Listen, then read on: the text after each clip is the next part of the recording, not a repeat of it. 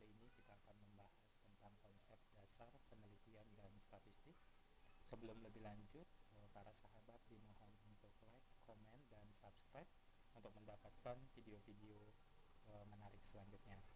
Nah, penelitian dan statistik. Penelitian itu menjadi suatu kegiatan yang tidak dapat dipisahkan dari dunia pendidikan, khususnya para dosen dan para peneliti yang memiliki kewajiban dalam melaksanakan tridrama perguruan tinggi.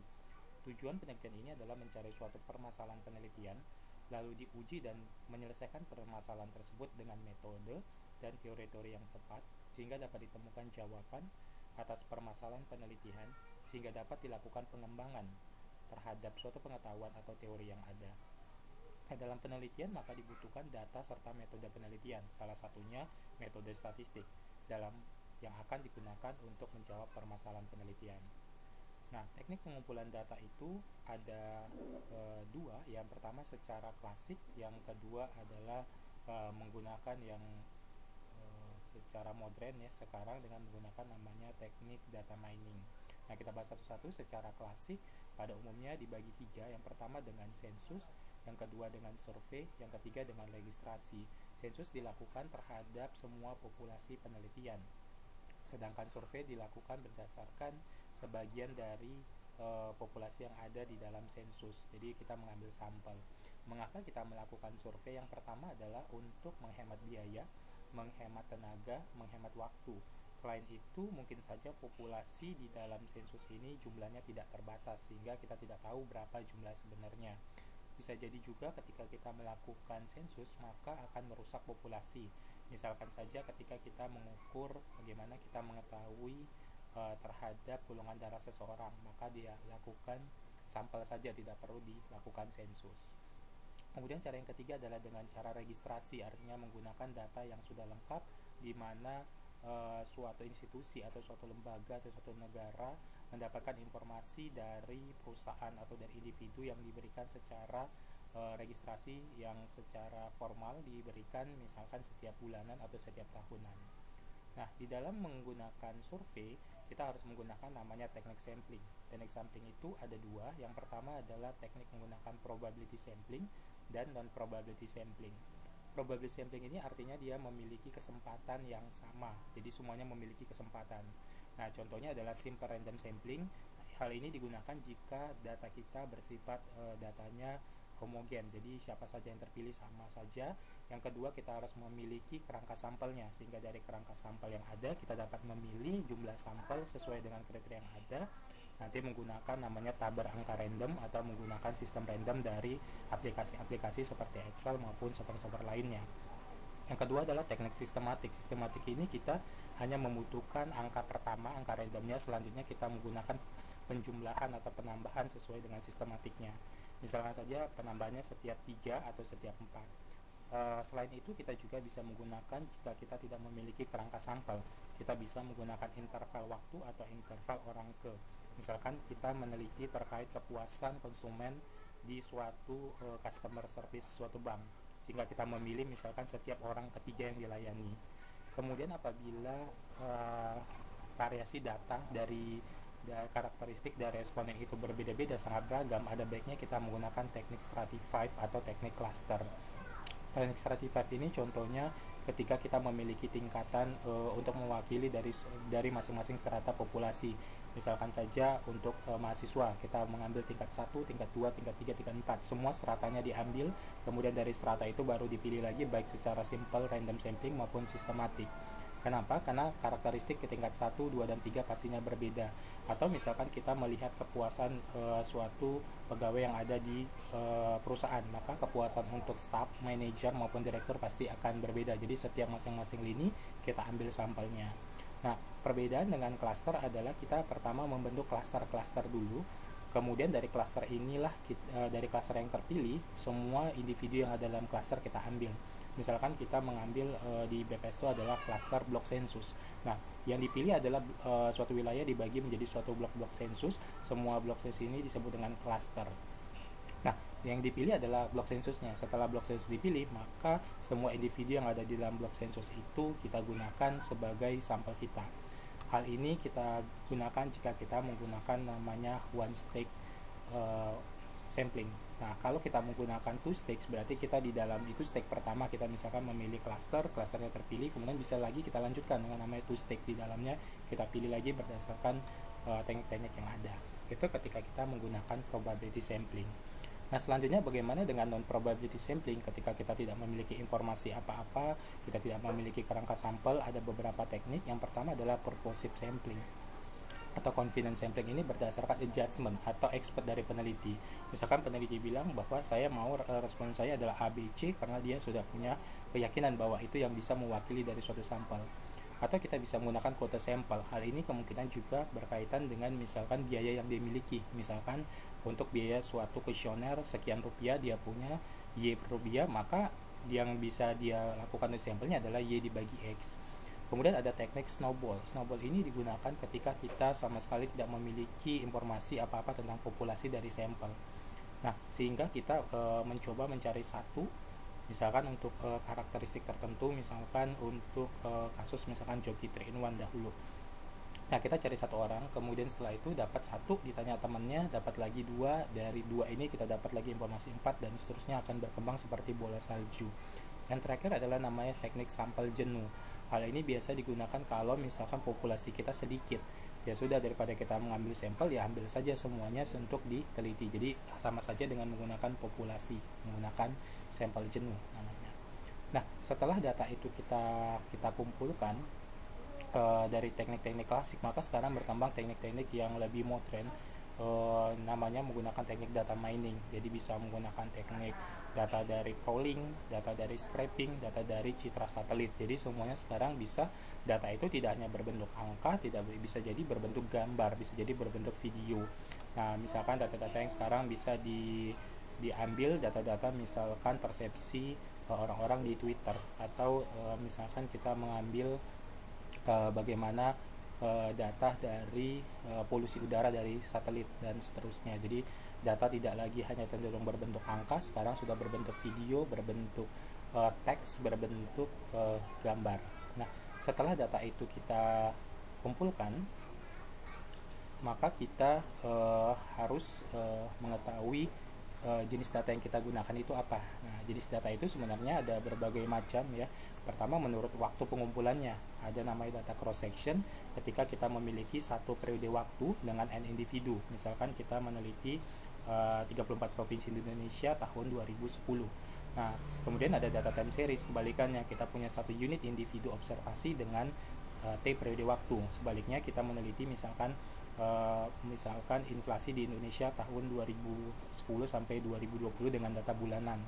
Nah, gabungan dari data cross section dengan time series adalah disebut dengan data panel. Nah, kita meneliti inflasi di Indonesia di misalkan kota-kota di Indonesia pada tahun 2010 sampai 2020. Itu menurut waktunya. Menurut sumbernya ada yang data primer dan sekunder.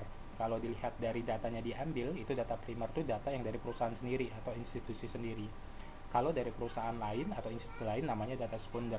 Tetapi dalam penelitian, data primer itu biasanya adalah data yang belum siap diolah langsung ke dalam metode statistik. Biasanya perlu pengolahan lebih lanjut baru digunakan untuk aplikasi di dalam metode statistik. Contohnya data-data yang diambil dari data kuesioner, data-data yang kita ambil dalam persepsi misalnya seperti itu. Jadi tidak langsung diolah tapi diuji dulu ya, baik menggunakan uji validitas untuk melihat apakah benar itu yang diukur instrumennya, dan uji reliabilitas kekonsistenan dari si kuesioner. Nah, sedangkan data sekunder itu data yang sudah siap diolah. Misalkan kita ambil data dari BPS, data inflasi, tidak perlu kita uji lagi metodenya, tapi sudah langsung digunakan. Nah, menurut skalanya, data itu dapat dibagi dua, yaitu data yang bersifat kategorik atau kualitatif, dan data yang numerik atau kuantitatif. Nah, data kategorik ini ya dibagi dua lagi, yaitu data nominal dan ordinal. Jadi ini adalah disebut juga dengan data label atau atribut, di mana nominal itu hanya dapat membedakan, contohnya gender, misalkan warna pupil mata, dan tidak dapat diurutkan, tidak dapat dikatakan siapa yang lebih tinggi. Sementara ordinal selain membedakan, dia dapat diurutkan, contohnya adalah tingkatan kelas, tingkatan studi mahasiswa, tingkat 1, tingkat 2, tingkat 3, tingkat 4, misalkan juga jabatan di dalam suatu perusahaan ya, staff manager, kemudian direktur, dan misalkan komisaris seperti itu. Kemudian data numerik dibagi dua, yaitu data interval dan data rasio. Data interval ini dia berupa dia memiliki nol mutlak. Jadi nolnya itu bernilai. Contohnya tahun 0 itu ada. Kemudian suhu 0 derajat Celcius ada. Sementara rasio dia tidak memiliki nol mutlak. Jadi nilai nolnya itu tidak ada gitu, tidak nyata. Misalkan saja jumlah bensin 0 liter itu tidak ada gitu ya. Nah, kemudian berdasarkan cara mendapatkannya ada namanya data discrete ya dan data continue. Jadi data discrete itu data yang berdasarkan penghitungan count. Biasanya dia tidak ada desimal. Contohnya jumlah orang 1, 2, 3, jumlah kursi. Jadi tidak ada 1,2 orang, tidak ada. Kemudian data continue ya berdasarkan dari pengukuran ya, measurement. Jadi di sini memungkinkan adanya tanda desimal ya, misalkan berat badan, kemudian tinggi badan dan sebagainya. Nah, lebih lanjut lagi setelah kita tahu bagaimana mencari datanya ya, tadi tekniknya, kemudian jenis data yang kita gunakan, kemudian sebenarnya dalam metode statistik itu tujuan kita untuk apa nih? Nah, statistik itu bisa untuk statistik deskriptif atau deduktif dan statistik inferensial atau induktif. Statistik deskriptif dibagi lagi, dia hanya menggambarkan data, bisa berupa ukuran statistik ya, bisa juga penyajian. Nah, ukuran statistik itu bisa pemusatan seperti mean, median, modus, kemudian ukuran letak, kuartil, desil, persentil, dan dispersi atau keragaman data, bisa range, simpangan rata-rata, varian, standar baku, koefisien variasi. Sementara untuk penyajian bisa menggunakan tabel dan grafik. Tabel bisa tabel satu arah, dua arah, dan lebih dari dua arah. Grafik bisa grafik line yang biasa untuk melihat perkembangan, grafik bar atau batang untuk melihat perbandingan komparasi, grafik lingkaran atau pie untuk melihat proporsi, grafik histogram untuk melihat distribusi dari data. Nah, sedangkan statistik inferensi atau induktif ini untuk melihat mengeneralisasi atau menarik kesimpulan dari sampel yang ada. Nah, di sini kita bisa dua hal yang bisa digunakan, yaitu statistik parametrik dan statistik non parametrik. Parametrik ini biasanya berdasarkan suatu distribusi tertentu ya, baik dia normal maupun keluarga eksponensial, itu untuk uji lanjutannya bisa uji komparasi maupun uji korelasi. Sedangkan untuk regresi biasanya dia memiliki spesifik parameter, jadi dia finite, terbatas parameternya. Sedangkan non parametrik dia tidak berdasarkan distribusi tertentu, dia datanya biasanya sedikit ya, datanya pada umumnya adalah nominal dan ordinal. Kemudian dia kalau di regresi itu dia nilai dari betanya atau nilai dari parameternya itu tidak terbatas, dia tidak spesifik seperti itu. Dan campuran dari sini bisa disebut dengan namanya statistik semi parametrik gitu ya. Nah, setelah kita tahu kita mau apa saja, tadi statistik deskriptif kita lakukan dan statistik parametrik. Nah, dari statistik parametrik itu sebenarnya tujuan kita untuk apa dalam penelitian? Bisa untuk komparasi, bisa untuk melihat hubungan, korelasi, dan bisa untuk melihat pembentukan model atau kausalitas atau hubungan sebab akibat. Nah, untuk komparasi, yang dikomparasi biasanya bisa rata-rata. Itu biasanya untuk data-data yang berdistribusi normal, atau untuk melihat median, melihat proporsi, atau melihat varian seragam. Nah, ketiga hal ini dikomparasi bisa pada satu populasi jika yang diukur terhadap suatu nilai acuan, terhadap dua populasi baik yang bersifat dependent maupun independent. Dependent itu artinya populasi itu diberikan treatment atau diberikan suatu kebijakan atau diberikan efek waktu, dilihat perbedaannya before dan after.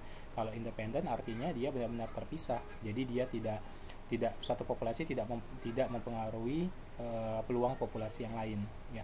Kemudian untuk uji varians begitu juga, rata-rata proporsi varian bisa uji 1, 2 populasi dan lebih dari 2 populasi.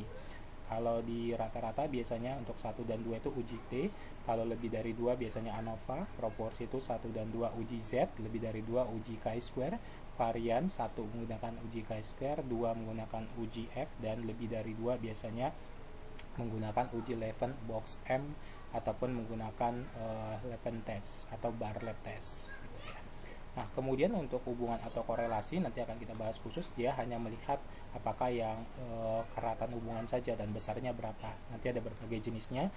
Kalau datanya kuantitatif lebih sering disebut korelasi, tapi kalau datanya kualitatif biasanya orang lebih sering menyebutnya dengan asosiasi. Sebenarnya sama saja, asosiasi, korelasi maupun hubungan. Sedangkan pembentukan model atau kausalitas nanti di sini biasanya orang menggunakan model-model regresi ya. Nanti di video berikutnya ada terkait tentang pembahasan khusus bagaimana macam-macam dalam regresi.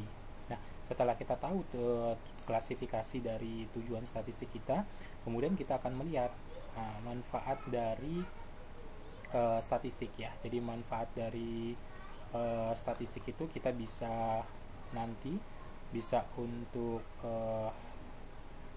melihat memprediksi suatu nilai, baik menggunakan klasifikasi, kemudian bisa mengestimasi, bisa juga kita melakukan namanya forecasting atau peramalan ya. Kalau misalkan kita memprediksi, biasanya kita menggunakan regresi untuk data-data cross section atau panel. Kalau forecasting atau peramalan, kita menggunakan data-data time series pada umumnya. Sedangkan ketika kita mengestimasi, itu untuk menggunakan teknik-teknik sampling. Nah, yang perlu kita tahu juga adalah di sini terkait dengan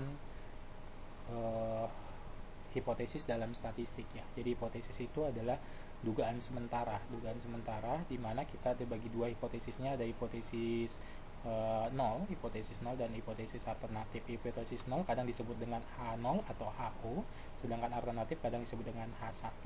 Pada umumnya hipotesis 0 itu adalah asumsi dasar yang ingin ditolak, sementara hipotesis alternatif dugaan yang ingin kita buktikan. Kecuali dalam asumsi klasik biasanya kita menginginkan H0 yang diterima. Nah, dalam pengujian ini ada dua tipe pengujian. Yang pertama adalah dia dua arah, two tail, dan satu arah atau one tail.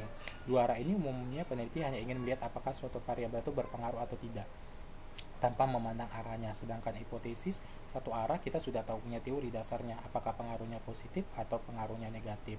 Jadi cuman di beberapa software pada umumnya defaultnya itu dia dua arah. Jadi kalau kita mau menggunakan satu arah, ya kita bagi probabilitasnya dibagi dengan dua. Beberapa software yang sudah menggunakan satu arah seperti Smart PLS, ada di Stata juga sudah ada yang satu arah ya. Jadi sebagai contoh, kalau kita gunakan alpha 5%, untuk uji dua arah, untuk mencari Z-nya kita bagi dua dulu. Jadi yang dicari tabelnya adalah Z 0,025, 1,96. Sedangkan ketika gunakan satu arah, Z-nya alfanya nggak usah dibagi dua. Jadi tetap cari 0,05, berapa probabilitas 0,05 di tabel Z-nya, yaitu 1,645. Nah, ini beberapa kesimpulan ya. Kalau untuk pengujian hipotesis, untuk uji komparasi ya, misalkan komparasi rata-rata, ini untuk yang dua arah, hipotesisnya tidak sama dengan H1-nya, sedangkan satu arah kanan atau positif lebih besar, satu arah kiri itu lebih kecil. Ya, ini kiri. Kemudian untuk korelasi, begitu juga ini tidak sama dengan, lebih besar dan lebih kecil. Regresi, hipotesisnya ini berpengaruh positif, ini berpengaruh negatif. Kalau ini dia hubungannya positif, hubungannya negatif. Kalau ini dia yang satu arah, dia lebih besar, sedangkan ini lebih kecil. Nah, mungkin itu materi terkait dengan dasar-dasar statistik. Nanti akan kita lanjutkan untuk metode-metode lain seperti korelasi, regresi, dan analisis lanjutan. Terima kasih untuk video kali ini. Nantikan video-video berikutnya. Terima kasih.